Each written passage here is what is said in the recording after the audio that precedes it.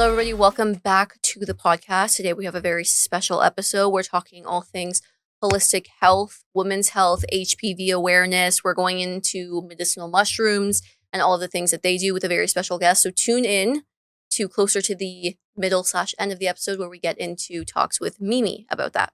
Yes, very exciting. Let's start off first with some weekly updates and some product faves because, again, we wanted to start incorporating that. I will start first. Little product fave bag. This is a 5-minute journal, which you guys have probably heard of, but I've heard of it. Never really got into it until I started getting into it. And it has been my morning staple now. I have had a lot of questions on people asking me, my friends, and even our followers asking me how I journal because we spoke about our routines, our morning routines.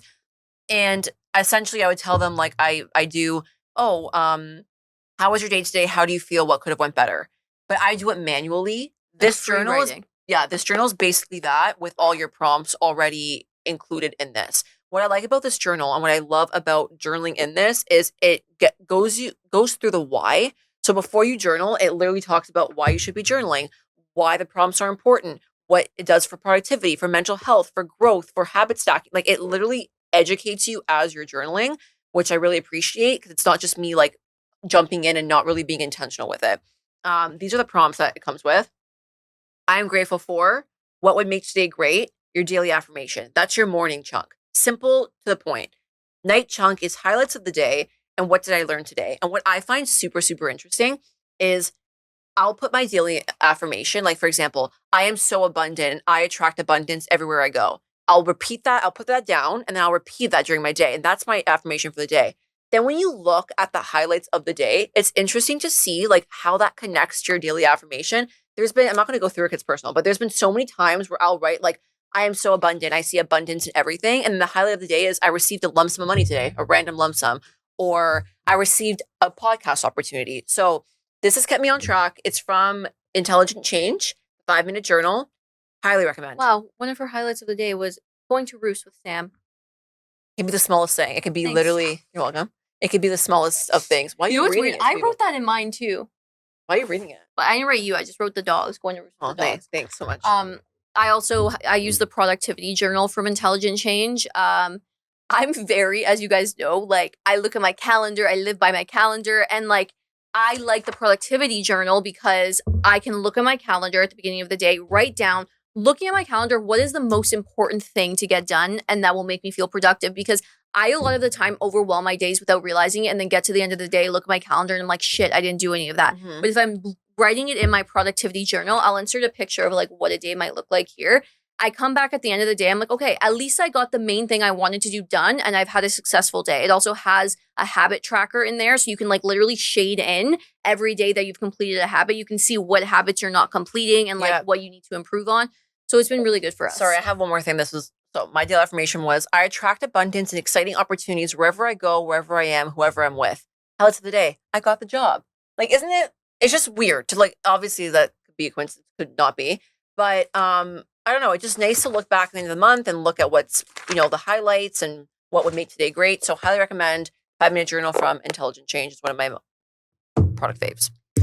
My product faves are going to be a combination of two things. I briefly mentioned them like one time, but I'll kind of go deeper into them. I'm on a laser hair removal journey because this is my, like wedding year. We have bachelorettes, we have bridal showers, and I just want to be like smooth, okay? So with that, I want to make sure that I'm like supplementing and taking care of my skin at the same time with products that are a little bit more elevated. So I've been trying a bunch of different products. Number one product fave is the Paula's Choice BHA exfoliant. The black bottle? No, it's for your body. Oh, okay. It's in a purple bottle. It's a cream. You put it on after the shower. It kind of stings a little because it's like an exfoliant for your body. So that combined with the Athena Sugar Scrub, which Fran has also tried. The Athena Sugar Scrub is a really light scrub. So after you shave in the shower, whether you're doing laser or not, you can still like shave the little straggly hairs. You put the Athena body scrub on, very light, smells good. You put good. Paula's Choice BHA exfoliator in your body, you're smooth. You're smooth for days, and those have been my product faves for the last like month or so. I've only used one bottle of each, but I'm about to restock. And when I restock a product, you know I like it because I'm always someone who switches it up. So those are my product faves. And other than that, we actually wanted to give you guys an update on something we mentioned about a month ago and do a little 30-day update for you with Mintier, our favorite melt tape. Yeah. So before we get into it, Fran was skeptical. Just keep in mind. I was just going to say that. Fran was skeptical. As you guys know, I was skeptical about melt tape. I thought, I want to breathe at night. I don't really believe in it. Sam was kind of gung-ho about it. But I was like, let me try for 30 days. My main thing when I wake up in the morning and even throughout the night is I get dry mouth, like crazy. I don't sleep with my mouth open. I just get dry mouth. I just have a dry mouth. So I have to wake up all the time and either chug water or I'll wake up in the morning. I'm literally like a desert. I'm like, ew, my mouth tastes and like smells probably bad. And I have to chug water. The thing with that too is when you're waking up to drink water, disrupting your sleep. You're waking up to pee because you drank water, you're disrupting your REM sleep. So you're not having a good sleep. So after using this for 30 days, the main benefit that I've seen is my mouth is no longer dry. My mouth stays wet and moist. And I feel like I don't have to get up in the middle of the night to drink water. And I no longer wake up parched. Like I'm not waking up like, oh my God, where's the water? I wake up, I take this off. I'm like, my mouth feels great. It doesn't feel disgusting or parched or dry. Like, I think obviously a reason is because it forces you to close your mouth. Maybe during the night I'm sleeping with it. Maybe I'll record myself sleeping. You probably do sleep with your mouth open. That's why it gets dry. I'm like, I wake up, I'm like, and I like take a breathe of air and it's dry AF. But that's one thing that it's really been helping me with. So that's one benefit I see. And that's a huge thing for me because dry mouth equals stinky breath in the morning. We're going to come back to you with a 60-day update on this. And at the 60-day update, we're hoping to see what the physical changes are. Yeah. For me, it's been mouth tape and gua sha as like the dynamic duo and helping enhance and just like almost like tighten and depuff my jawline area. I explained the benefits on our last episode about why mouth tape can help with the definition of your jaw. So we're going to come back on the 60-day update and we're both going to give a side-by-side of our profile and see how it helps. But so far, I've been loving it. And I know we've had a lot of inquiries too about like, oh my God, that's so cool. Does it work? I want to purchase it. So if you guys have your own stories or you have like insights or, want to tell us how it's been working out for you, amazing, because this stuff is the best melt tape on the market. Other than that, guys, let's get right into the episode. We're really, really excited. We've never had an episode like this before. We're, again, going into debunking some holistic health practices, I guess. HPV awareness, medicinal mushrooms, all of that. We're really on a wellness journey this year. And we are not experts. We're learning. And that's what we're here to do is learn with you and show you what we've learned. And bring the experts in. We're going to continue having experts like Mimi on. But without further ado, let's get into the segment with Mimi. So, hi, Mimi. Thank you for coming on and taking the time to talk to us.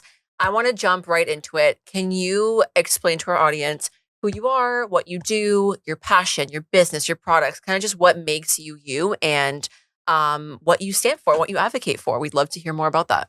Yes. Well, thanks for having me on. Love your guys' energy and we vibed right away. So I knew this was such a good fit and going to be a great conversation. My name is Megan Lindquist. I go by Mimi to the podcasting and Instagram world. I do a lot of things, honestly, like sometimes when people ask me this question, I'm like, where do I start? So I'm a dental hygienist by degree. I'm a tooth nerd through and through. That's my first love. I don't practice clinically anymore, because my life took me in a different direction, which, I love. But I did love being a dental hygienist. And the thing that I loved most was the patient education. I love the ability, the sort of challenge of inviting people to give a shit, honestly. Inviting people to care about their health. And as a dental hygienist, obviously I was doing that through, oral health, because a lot of people don't care about their teeth and they don't realize how much it affects the rest of their body. So it was like my job to get someone to care and to understand how important it was. So that has sort of translated into the work that I do now, which my husband and I have a podcast called the Medicine Podcast. We have an e-commerce business where we sell high quality, very potent medicinal mushroom products that you guys are familiar with. And then I also do my own HPV support and advocacy for women. So I do a lot of different things. I wear a lot of different hats, but ultimately it comes down to talking the talk, walking the walk, and, just inspiring people, helping people, supporting people in their wellness journey, to care and to make small changes that accumulate over time and compound into a healthy life. So I would say, in a nutshell, elevator pitch, that's what I do. And of course, we can pull on any of those threads. There's so many things from what you just said. I was like writing notes. I just want to touch on it's very well rounded. So thank you for that intro. One of the products that you guys have created is Mushylove. Can you talk a little bit about what that is? We have it here on the podcast today, kind of in the background, that we want to share with you guys, the audience, because me and Fran have actually tried it.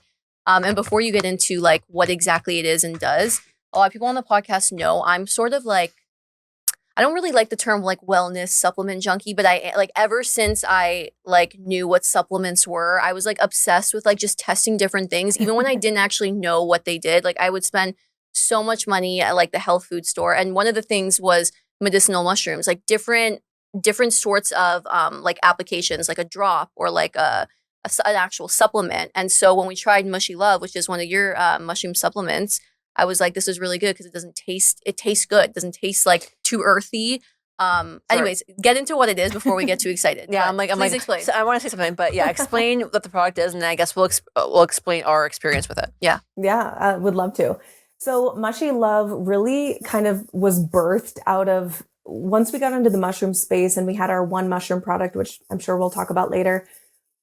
Chase and I, my husband, we started really learning more about the mushroom industry, and that there's, if y'all don't know, I'm sure your listeners know, like type in like mushroom supplement on Amazon, you will get 1 million results, and most of them are crap. Most of them are, I'm sorry to be the bearer of bad news, but most of them are very low quality, full of fillers, and really don't contain high quality mushrooms, being organic, third party tested.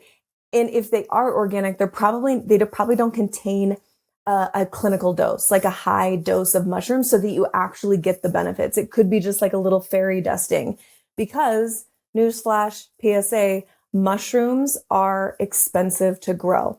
And so a lot of people get away with like very sexy marketing, and they're kind of tricking the consumer into thinking that they're getting a really high quality mushroom product, when what the consumer has paid for is sexy marketing rather than a high quality mushroom experience, or maybe it just tastes really bad.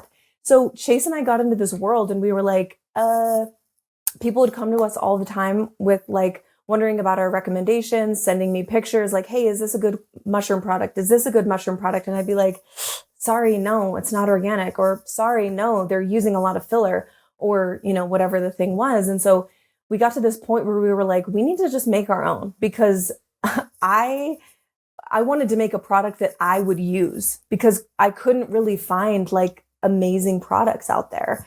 And so we went to work, and really it took us about 1.5 years to formulate, like literally in our kitchen together, buying bulk ingredients, mixing them together. One thing that I didn't mention when you introed me was I also went to the Academy of Culinary Nutrition a few years ago, and really like honed my skill. I would definitely not say I'm an expert, but like skill at understanding how food is medicine, and understanding how to look at a recipe and then make healthy substitutions to really like transform it into something that's delicious and also healthy. So when we ventured into the Mushylove adventure, challenge, really, we were like, all right, we know it has to taste good and it has to be effective. And mushrooms in general do not taste good. So we were like, okay, we got to use ingredients that are going to, bring some really good flavor to this. And we want to use more mushrooms than anyone else on the market. And so with Mushylove, it's a caffeine-free mushroom elixir that tastes like liquid cinnamon roll, basically. And we use the mushrooms that we use are super high quality, the highest quality you can get. They're organic, third party tested. And you're also getting about 3 to 5 times more than the leading brands that we all know of. So the mushrooms that we use are chaga and tremella. Chaga is, you guys know this, chaga is called the king of mushrooms, the cancer fungus, because it is so effective at boosting the immune system. And it's also really effective for gut health and also skin. Tremella mushroom is the beauty mushroom. So it's actually holds 500 times its weight in water in your skin. It's more effective than hyaluronic acid for hydration, for skin hydration. I honestly don't know why more brands are not talking about tremella mushroom, because it's an absolute badass. It's not one, sorry to interrupt you, it's not one that you hear a lot. No. Like, even when I'm browsing the health food aisle, it's always like lion's mane, all these like other, I've never actually seen like tremella on any of them, at least at my health food store.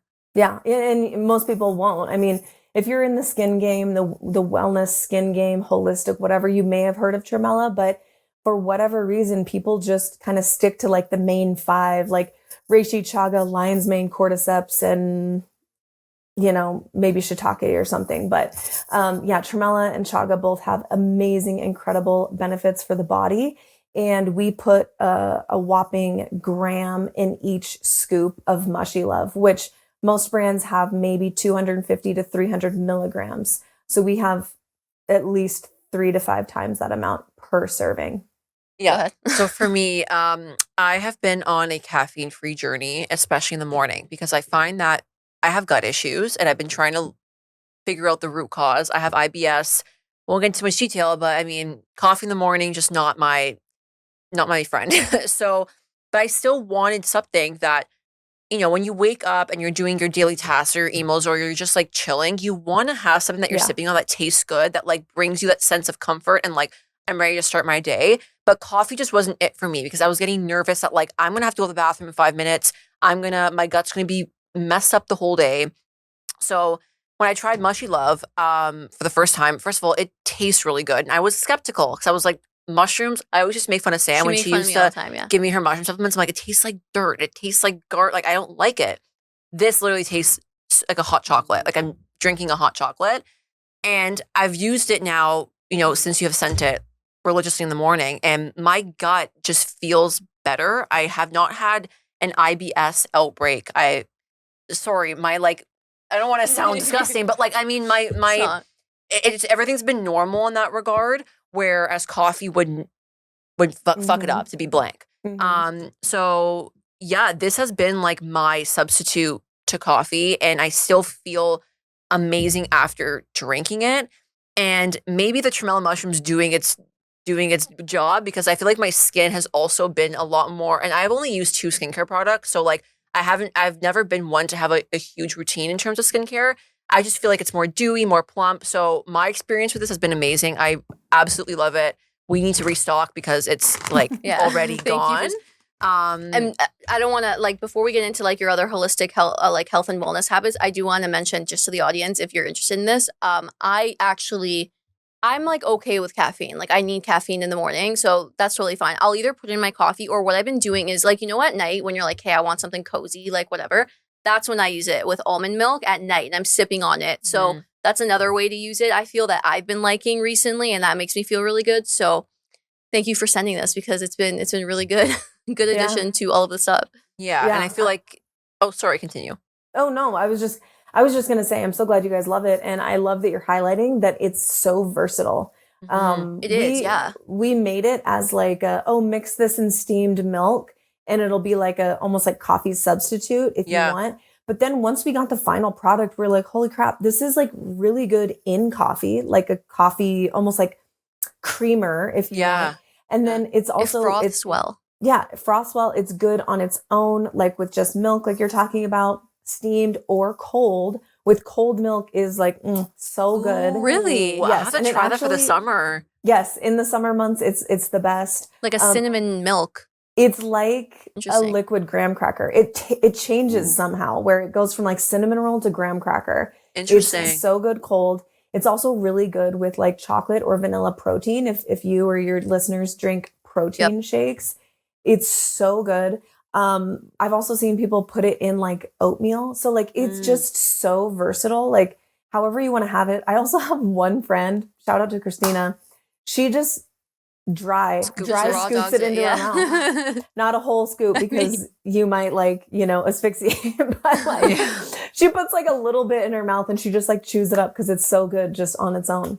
Love that. Yeah. So for those of you listening who want to maybe step into medicinal mushrooms or more into your holistic health or looking for a coffee substitute or something to drink in the morning or even just like want to explore it, definitely recommend Mushylove. And on that topic, you're somebody who talks a lot about holistic health and like wellness in general. And we just like to know from your perspective, some optimal holistic health and wellness habits that you've discovered, but specifically for women, not because we're like catering just to women, but because I feel like lately like a topic on the podcast has been, we feel like a lot of research when it comes to wellness isn't geared towards women. Like you have your like hormones that you have to consider and like our periods, our menstrual cycles, and a lot of that isn't considered. So we'd love to ask you like what you have discovered would be optimal for women in that sense. Mm-hmm. Yeah, I mean, God, I've discovered so much. This could be a whole podcast in and of itself because I've gone through my own health issues where my hair was falling out, my face was blowing up in cystic acne. I couldn't digest any of my food. I was having like fainting spells at 1 p.m. like at work. Wow. And this was all like self-induced. And I think that a lot of women struggle with this in particular. Maybe it manifests differently, but like, I don't know a single woman, like a friend of mine that has gotten to their 30s without some cluster of like mystery symptoms that they are like trying to figure out, whether it's gut health or like, why is my skin blowing up all of a sudden? Or why is my hair falling out in chunks? Or like, why do I feel so faint all the time? All of these things are just kind of like, we learn to like live with them. Like, okay, well, I guess this is like my 30s.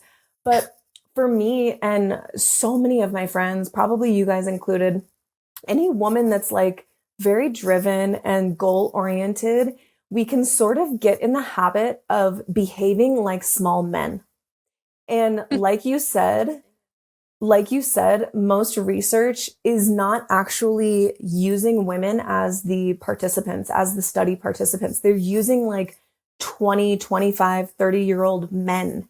Yeah. And so when you look at studies on like cold plunging or fasting or some of these other health modalities that are great for men, they don't use women oftentimes because of our cycles, because a woman who's in her luteal phase might react differently to a stimulus than someone who's ovulating or on her cycle. And so we're just too unpredictable. So people like, researchers just tend to like focus on men because they're so much, less complicated than women from a cycling perspective. So we, I think, get into trouble as women when we behave on a daily basis like small men. We are not built the same. We just aren't. And, like social arguments, social debate aside about the differences between men and women, I do not care about that in this conversation. Mm-hmm. We are different. Our nervous systems are different. And so a lot of the things that I was doing back when I was having a whole bunch of health problems, were not conducive, were not supportive for a fertile woman in her 20s. So like fasting, not ideal for us. Huge one. I tried that as well. Like, I tried that in cold plunging, literally the two things you just said, and it stressed me. Like I felt like my cortisol was just like, I can't wake up and take a cold shower. I was trying every day, and I'm like, why isn't this working for me? So it's totally. And like you said, cold plunge, not ideal for fertile women. Like we want to keep that womb warm, right? Yeah. I stopped doing cold plunge altogether. Like I'll do it like maybe twice a year, but I'm not going to be one of those women that's doing it, 3 or 4 or 5 times a week. I think something that women don't focus on enough is eating enough protein. We, as millennials, grew up in a time where we were kind of on the back end of like fat is bad.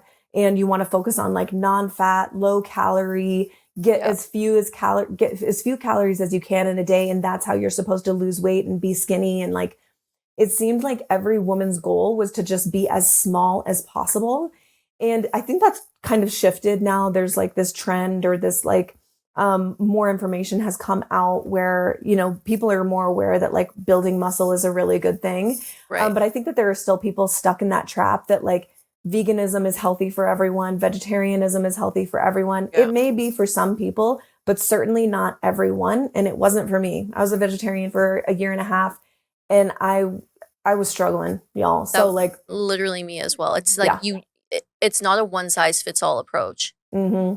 You know what I So mean? I think that those diets, like, although if someone's on like a standard sad American or sad whatever diet where they're eating a lot of processed foods and they switch to any diet that is focusing on whole foods, they're going to feel better, right? Mhm.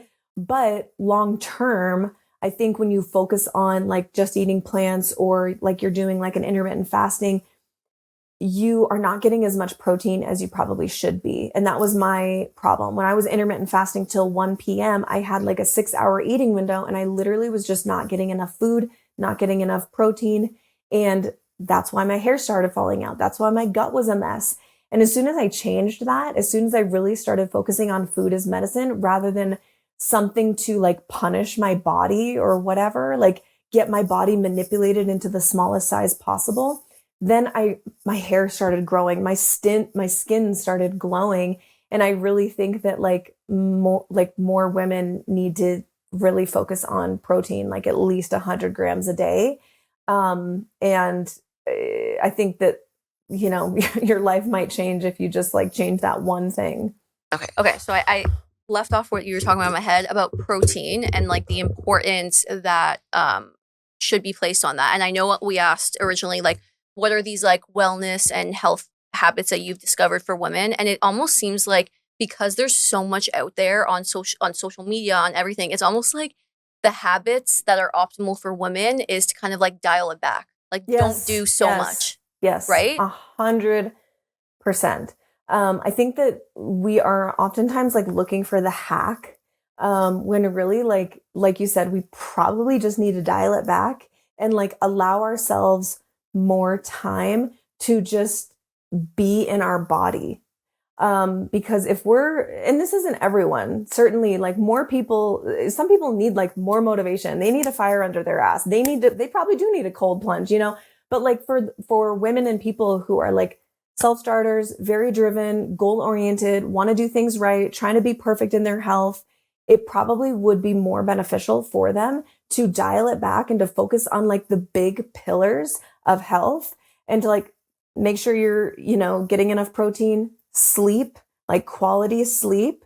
I think also like specifically for women, getting out of your head and into your body. And it was like, well, what does that even, you know, what does that mean? And what does that do? When we are working all day, every day in masculine mode, which is like penetrating the world with our purpose, we are like in decision-making mode. You guys are entrepreneurs. You get it. Like you have to wear so many different hats. You have to be making decisions all day, every day. And actually like purposefully, intentionally getting out of that mode, taking off your masculine hat and putting your feminine hat back on, if that's your essence. And then that allows your body to just like be and breathe and to like get back into, you know, what it feels like to be a woman and to be in your body. And I think that so many women are cut off from their body because they've been living up in their head, pursuing their dreams, pursuing their careers for so many years. And they are just in this space where they've like, I know this because I talk to women every single day who I'm giving HPV support to. I just had a call today, you know, with a woman who's been like working, she's killing it in her career. And when I ask her, like, when was the last time you played? She's like, what do you mean play? I'm like, anything creative. You dance, you sang, you drew, you sculpted something, you picked flowers, you know, just laid in the sunshine, or you painted something that is like creative and feminine and allows you to just like be. And she was like, I don't think I've done that in like years. And I'm like, you know, you don't need a hack. You just need to like allow yourself this just playful space. Yeah, no, I love that. And I want to touch on what you mentioned about HPV, because that is also something specific to women. And I think a lot of women don't know much about it. And I'm going to be like, I'm very ignorant to it. I'm going to be very honest. The only thing that I have learned in my life about it and can remember is in grade 8 or whenever it was, all I know is that we had to get a vaccine for it. And like we just got a vaccine so that you would never get it. And then it was never talked about again. Unless, of course, like you go to the doctor and there's complications that come up. But other than that, I feel like it's not talked about enough. So that's another reason why we're glad you're here, because we kind of want to get into that. And we're wondering if you can start by giving us a little bit of a background on what HPV is, and for those who may not be as familiar with it as you are, obviously. Yeah, so this is something that I had to, literally dive into the research and start educating myself probably about 6 years ago, because one of our products, Immune Intel AHCC, is one of the only health supplements that is proven to help clear persistent HPV. So like, this is our product, and like I'm educating on it and sharing with women about, oh, it's helpful for HPV. And so then women would hear this and they would come to me and be like, have all these questions and like want to work with me. And so like, it was a necessary path that like the universe, God, whoever like took me down, to really learn about. Cause I was like you, like I didn't know anything about it in, my teens and early 20s. So HPV, is the most common sexually transmitted infection. It stands for human papillomavirus. And it's kind of a misconception that it is a woman's issue because we're the ones that go and get pap smears. There is no like pap smear equivalent for men. And so even though it's human papilloma virus, it's not woman papilloma virus. Yeah, that's so true. We are the ones that get tested. So we are the ones that have to carry that burden of HPV positive. When dude guy, like you could have been with one guy in your life, and if he has HPV, exposed you to it, and then you go and get your pap test and it's coming back positive, and now you're the one that has to carry that. And so I think it's really one of those things that's unfortunate because it's not shared between men and women in the like, okay, how do we fix this? How do we heal? How do we go about this? It's literally like on women's shoulders. And you guys would die at the like stories that I've heard from women over the last 6 years, the shame that women are under, like from their doctor, from their partner, from their family. Like this is the most common STI. Upwards of 80 to 90% of sexually active people will come into contact and have to deal with HPV at some point in their life. Most people, may not even know that it's like in their body and their body's dealing with it. But like the shame, guilt, judgment, whatever, it needs to stop, because that is what is keeping women quiet on this, because they're embarrassed to like go get help or to ask for help. Sometimes in these calls that I have with women, I'm the only one that they've ever told. And I'm like a stranger on the internet because there is this stigma with it. And so I have to get that out of the way when we talk about HPV, because there is some woman listening right now that's either had it for a couple years and it's just been sitting in the back of her mind, causing anxiety, or she just got diagnosed and she is like freaking out and doesn't know what to do. And so like, just the odds are that, that is happening right now. So that's a little bit about like what it is and kind of the problem. But, we can go into, more of our work, my work, if you guys want. Yeah, I'd love to know more about exactly what you do in relation to HPV, but I also wanted to mention something that came up like last week. And firstly, the way to diagnose HPV, it would be through a pap test, right? A pap smear.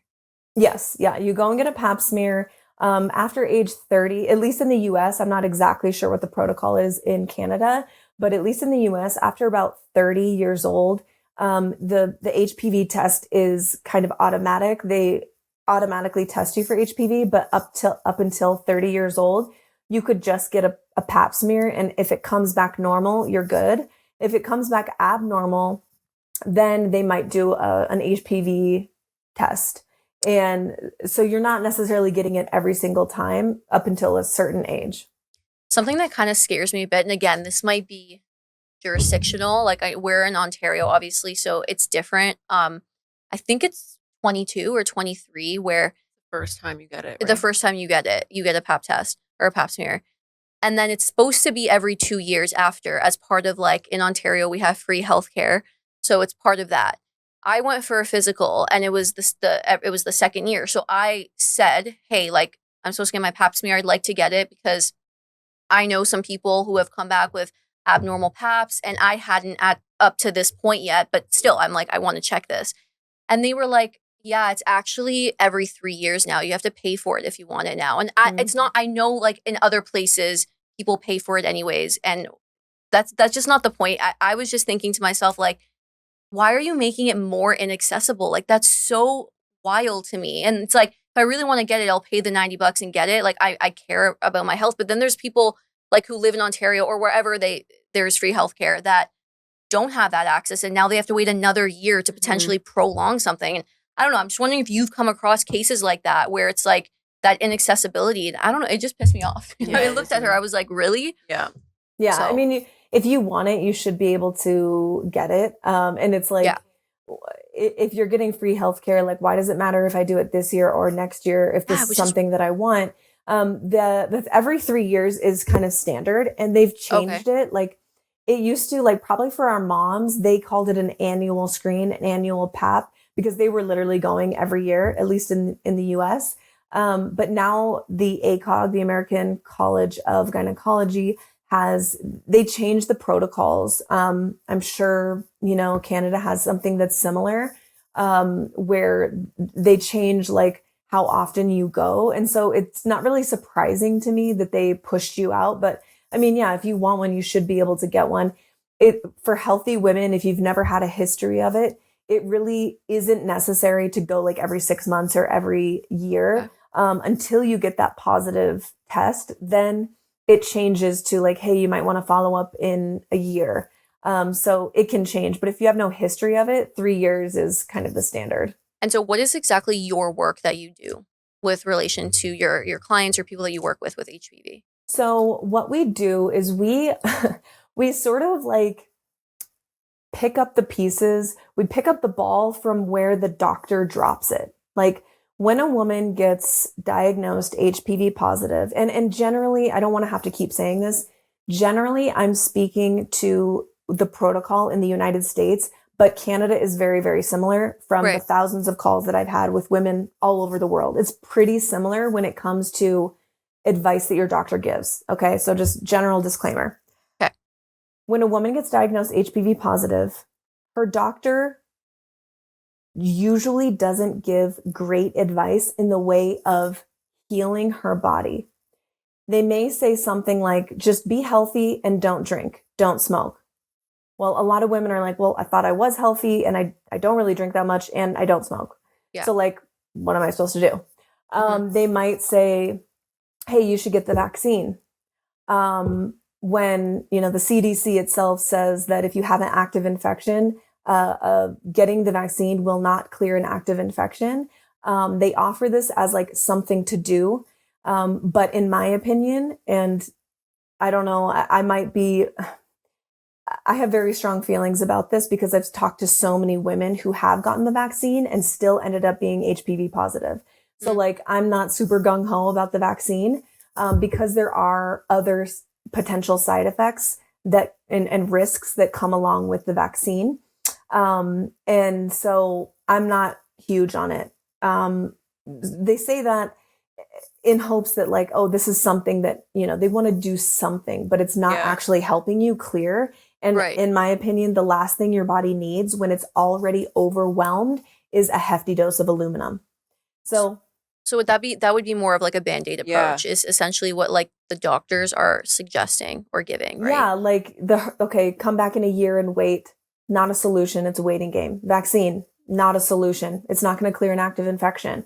They might say, okay, go get we'll schedule a colposcopy, which is a diagnostic procedure where they take a biopsy of your cervix and send it to a lab to see, what kind of cellular changes there have been. That's not a solution. That's a diagnostic procedure, which is fine if that's what you want to do, but it's not actually helping your body clear this thing. Okay. So they give all these things that are like, oh, do this, this, this, but like it's not actually a solution. So we needed to pick up the pieces and actually offer women guidance, support, and solutions, because 100% of the cases of HPV that is cleared is because of your immune system.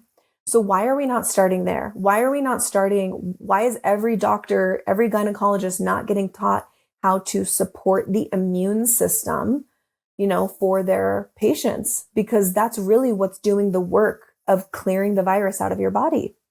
So that's what we do. We have a couple different ways that we help women.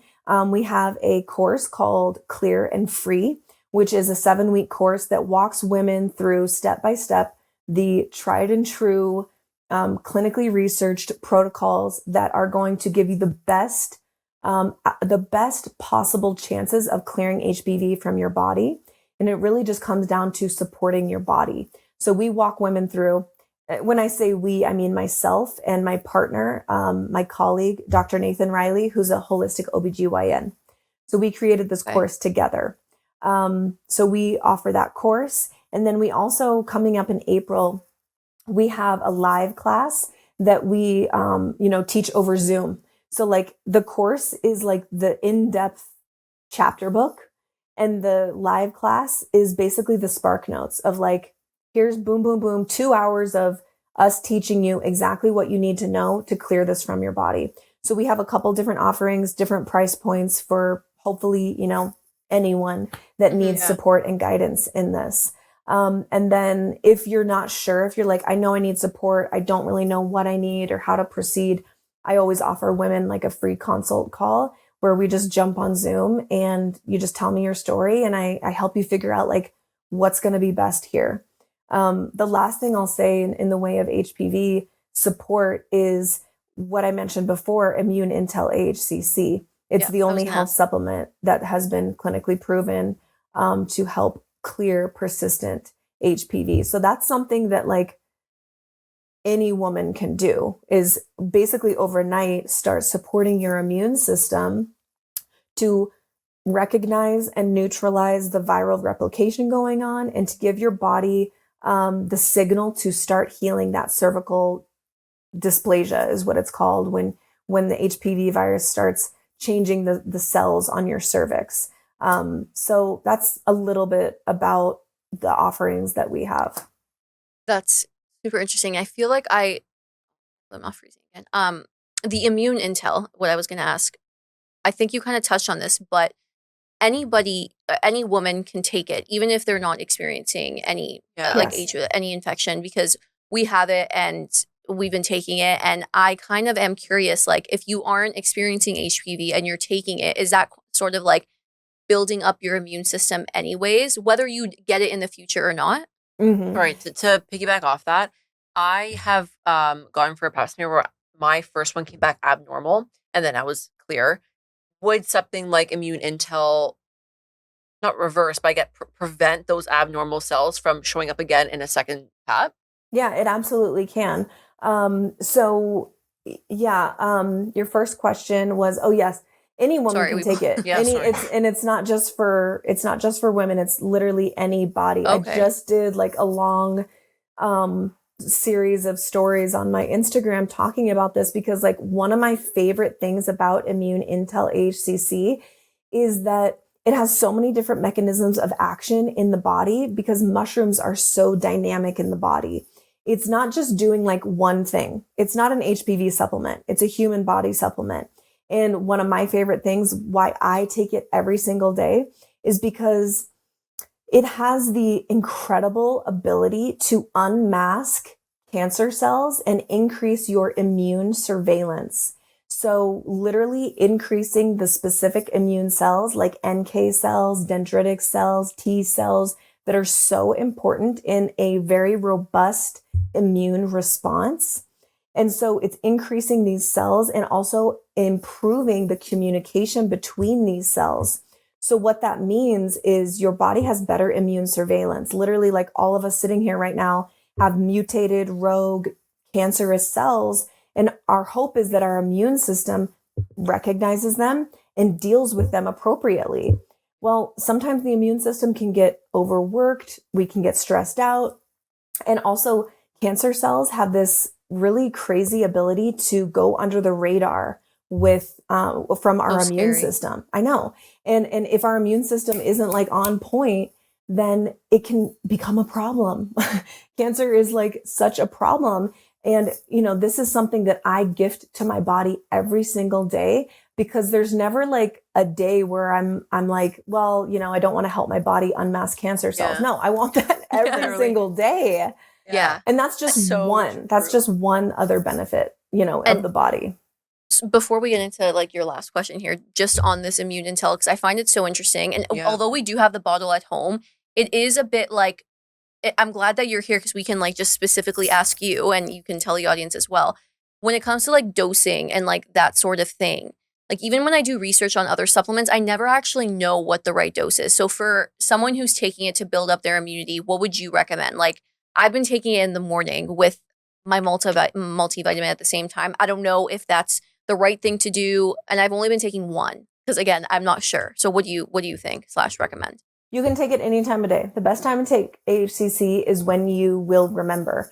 You Okay. can take it with food, without food. I personally like to take it. Most of the research is on an empty stomach, like right before a meal. So I'll usually take a couple in the morning. And actually lately I've been taking it before bed, and I've been sleeping amazing. I think it's because of the liver support, and because it's so good for liver health overall. And like if your liver is like working overtime while you sleep, it can actually disrupt your sleep.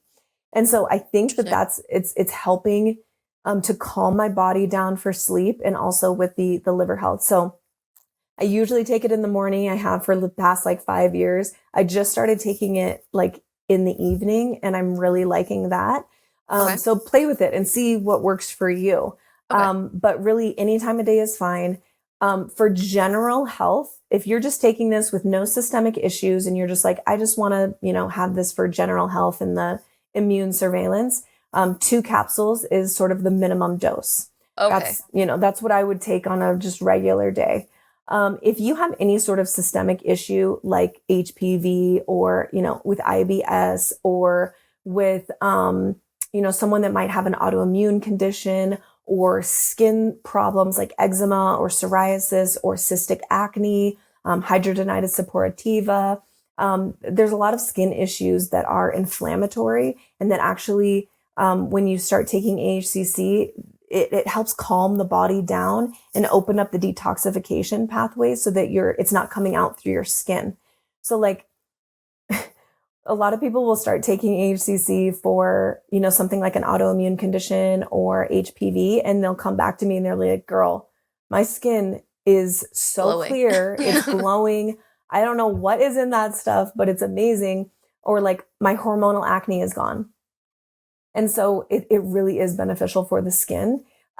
So 4 capsules is a therapeutic dose for any systemic issue that you might have. Okay. And you can split that up if you want, like morning and evening, or you can take it all together if you want. I usually take it all together because like I've been taking it for years and my body loves it. And then if somebody is dealing with like cancer or something like really serious, like a tumor or something, in the clinical research, they have gone all the way up to like 9 grams a day, which is like 12 capsules. So, And there's no harm. Like you can't overdose on it. no, I think that's a misconception with like medicinal mushrooms as well. Like you hear a shroom and you're like, can I have too much? yeah. No, you really can't. And Okay. this is, unless you're talking about the poisonous mushrooms, you really can't overdose on any type of mushroom, believe it or not. Okay, that's good to know. Plenty of people have tried with psychedelics and it hasn't happened. Yeah. But no, you could literally like swallow the whole bottle. You might have a little stomach ache, but you're going to be fine. In the safety studies, they used, rats to see what the human equivalent would be for like what they call a toxic dose, which is the dose where something starts becoming a problem, becoming toxic to the body, right? Dangerous, yeah. They fed these little rats a 600 gram megadose of AHCC and nothing happened. Wow. Okay. So like we take, you could take like systemically for systemic issues, the therapeutic dose is 3 grams. They fed these rats the equivalent of 600 grams Crazy. and they were fine, which is just like Wild. still mind blowing. So it's very safe. It has an incredibly high safety profile overall. There's never been like an overdose. Okay, That is perfect. extremely Good informative. to know. I've only been taking one just because I was like, I don't know. But now Yeah. that I know that. Just I'm that taking- whole segment to me was informative because I've never, and again, I guess it's my own ignorance as well, like not doing the research, but to hear preventatives, to hear a solution, to hear why HPV happens, to hear why you shouldn't be ashamed if you have it or if you, have abnormal cells is refreshing because I feel like I have not heard that information widely available on the internet, honestly. Really good to So, know it. thank you for being so open and honest. We really appreciate that. That's what we're all about here on our podcast. So, Yeah, you're welcome. I just would love to say one last thing that I didn't mention, which is if any woman is listening right now, or maybe they'll hear this in a year, and in a year they'll get diagnosed with HPV. I want every woman to know where to go if and when they get diagnosed. So you can go to, it's a really easy URL, clearhpv.com, and you can just schedule a call with me, and right from the beginning, you'll have the support that you need so you don't have to like lay awake in bed and freak out. I love that. And we'll put it in our episode notes as well and our bio as well for easy access for everybody. Awesome. Thank you. One last question. It's gonna be random. It wasn't on our little outline here, but I don't know the question. no, because you mentioned oral health at the beginning, okay? And I've been like obsessed with. I obviously take care of my oral health like a regular person, like brush my teeth twice a day, floss, whatever. But I've recently been like obsessed with how. Okay, I can go into a rabbit hole about this, but about how like oral health affects your gut and affects the rest of your body. And like I got a root canal, and then I was scared that the root canal is going to lead to something else. And again, just like a wormhole of how oral health contributes to so many other things. And I'm doing that thing where I'm like, do I need to oil pull and tongue scrape and use all of these other devices? And I kind of just want to know, like, because you were in that field prior and you studied that field, what would be your like top oral care tips other than like brushing your teeth, obviously? Well, for some, it's not that obvious. I've heard it all. True, I've heard it all as a hygienist. You'd be alarmed at the color that tongues can become when someone doesn't take care of their mouth. Like I've seen brown, I've seen green, I've seen yellow. So my best oral health tips include using an electric toothbrush. I know a lot of people don't like the plastic. They don't like the refill heads. They don't like whatever. Like there's so many like things that people will nitpick about electric toothbrushes. I've seen it all. Manual toothbrush for the same amount of time, 2 minutes with a manual, 2 minutes with an electric toothbrush, it will never compare. Because like a Sonicare, for instance, is my jam. It's using literally like sonic waves to go and break up plaque, traveling through the water and saliva in your mouth and breaking up plaque under the gum line. Your manual can't do that. So electric toothbrush at least twice a day. Sometimes I do 3 times if I feel like I need it. Anytime you run your tongue over your teeth and it feels like kind of fuzzy, kind of gritty, like especially back here or on the inside of your lower teeth, brush. Like don't wait. Well, I only brush at night. But if your teeth are fuzzy, brush them. It means plaque is building up, bacteria is building Your teeth up. are fuzzy. Seriously. I love that. Seriously. So electric toothbrush at least twice a day for at least 2 minutes. I like to go a little longer, like 3 or 4 minutes, but that's me. I'm extra. Using high quality dental products is a must. There's a reason why Colgate and Crest are like $4 is because they're using bottom of the barrel ingredients. And I haven't used those products in like 7 years because they're really like the bottom of the barrel. So I would say the brands that I like that I'm using right now, Living Libations, Canadian company. Love them. I've heard of that brand, yes. Okay. Highly recommend. They are bougie AF. So like you're going to pay, you're going to pay a lot more for high quality dental products than you will, Crest or Colgate, because they're literally using like sea salt, magnesium, vitamin D, like really amazing ancient herbs like neem. They don't use any like artificial anything. So you get what you pay for with dental products. So Living Libations is the super bougie. If you can afford it, go for it. Okay. The other brand that I really love is called Super Teeth. And they have a couple different products. One is they have a great toothpaste that I love. It's way more affordable. So I supplement that with Living Libations. Super Teeth. Okay. Super Teeth, and I can give you my discount code if you want. Oh, if you have one, that'd be great. Yeah, it's medicine without any. But yes, and they also have a pre and probiotic. So they put pre and probiotics in their toothpaste, which is really important for nurturing the good bacteria in your mouth. Okay. So not all bacteria is bad. We don't want to just like wipe out all bacteria, which is why I don't recommend like alcohol-based mouth rinses, because that's literally just like an antibiotic for your mouth. You don't want that. There are good, healthy bacteria that have to keep the bad bacteria in check, just like the gut. So I really love Super Teeth for that reason. And they have a really good floss. The other thing with floss is, sorry, you opened up a wormhole here. No, it's okay. It's okay. So with floss, ditch your Glide floss or any floss that's like a ribbon. You do not want to use ribbon satin floss. I use the one that the dentist gives me.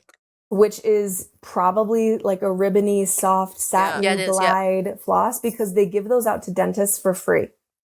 They give it to me every appointment. They just like throw me. They also give it to the dentist for free. And this is a little secret of the trade. They give the like very low quality products out to dentists for free that then give them out for free, so that you'll recognize that brand and go buy them. Yeah, but also they give you the shitty one, and then you have to go back to the dentist. Yeah, and be like, oh no, my teeth are. So I don't recommend anything like that, because one, it doesn't have enough friction. So using those really slick, slidey flosses is like trying to clean a dirty shower with a silk rag. It's not going to work. Plaque is very, very sticky. So you need something with a little bit of grit, with a little bit of friction, something that feels a little ropey. Okay. So Super Teeth has a really great floss, also Burst Oral Care. Those are the two flosses that I use. Both are amazing. Burst. So we've covered the toothbrush, we've covered the products, we've covered flossing. Oil pulling is great. If you love it and it's part of your routine and you want to keep doing it, I love that for you. It's not a substitute for brushing or flossing. So a lot of people use it as a substitute. They think that it's doing the same thing as flossing, and it's not. If you want to use it as a supplement, amazing. Yeah, do it. Same thing with like a water pick. A lot of people will substitute with a water pick instead of floss. I always recommend flossing over those. If you want to use them as supplements, great. To reduce stain. This is a big one. Instead of brushing after something like coffee or, like a acai bowl where your teeth are like bright purple, right? Mm-hmm. Brush before. And you don't even have to use toothpaste, because that can sometimes make them taste in your mouth weird. So like before coffee, I do a full brushing, because I'm getting rid of the plaque that's on my teeth that the stains would stick to. Interesting. So if you do like a full brushing before anything that's pigmented, like, food over time will stain your teeth. But if they're clean, you won't get as much stains, because the plaque is not there for the food and pigment to stick to as much. That makes sense. So like, I never thought about it that way. Yeah. Yeah. Interesting. Okay. Mm-hmm. I mean, that's super, super informative. I know this wasn't like part of like the whole thing we were discussing, but you mentioned it, and I just have been just seeing so much research about how oral care is connected to so many other things in your body. So thank you for that. Yeah. I'm definitely going to use your code on Super Teeth, because I also have one for Living Libations too. Is it the same code? Yeah, it's medicine. MEDICIN. No okay. E. If you guys are trying to up your oral health game as well, then you got this down packed too. Okay, perfect. Well, thank you so much, Mimi. I feel like I really want to see what the audience thinks about this discussion, because I do think that there could be a part 2. I could have gone on tangents on like 100%. so many other things. So I'm curious to see what the audience thinks, and maybe if you're down, you can come back for a part 2 to kind of dive deep into one of these topics. But Thank you so much for going into everything. We really appreciate it.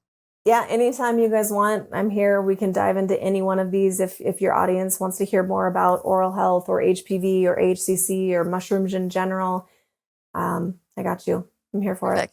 Okay, you guys, thank you so much for watching and listening to the episode. Let us know what you think. Let us know if you'd like me to come back on and touch a little bit more on some of the things that we talked about. Go to the show notes or the link in bio to find out about the link that she was talking about and the different things that we kind of mentioned. But yeah, we hope you guys liked it, and we will see you next time. Sorry, also want to add, if you guys have, I don't want to sound like mushy, mushy, but if you guys have any advice, if you guys have a question, if you guys just want to talk, we are always here. I know it's, weird if like you've known us, I don't know, I'm being realistic. If you know us in high school, or you kind of know of us, or we're not really friends, it doesn't matter. Like, I want to have this platform to also help people. Yeah. And for people to like reach out to me and be like, hey, Fran, I had an abnormal pap. What did you do? What was your, reaction? Or Sam, I'm dealing with wedding stress and what are you dealing with? Like, I just want you guys to know that we are always here. It's an open forum. We try to be as open as real as possible. We're getting there more and more each episode, I feel. So yeah, we want you to come on this journey with us. That's also why we're having these experts on. It's like, we want to be able to provide you guys with the resources that we find and we like. We don't just have like people on just randomly to have people on. We really enjoy and are intentional about the people we have on. So anyways, that's a good call out. Let us know if you guys want to chat, have any questions. We can connect you with some of the guests or some of the resources we found. And yeah, other than that, thanks for watching and bye.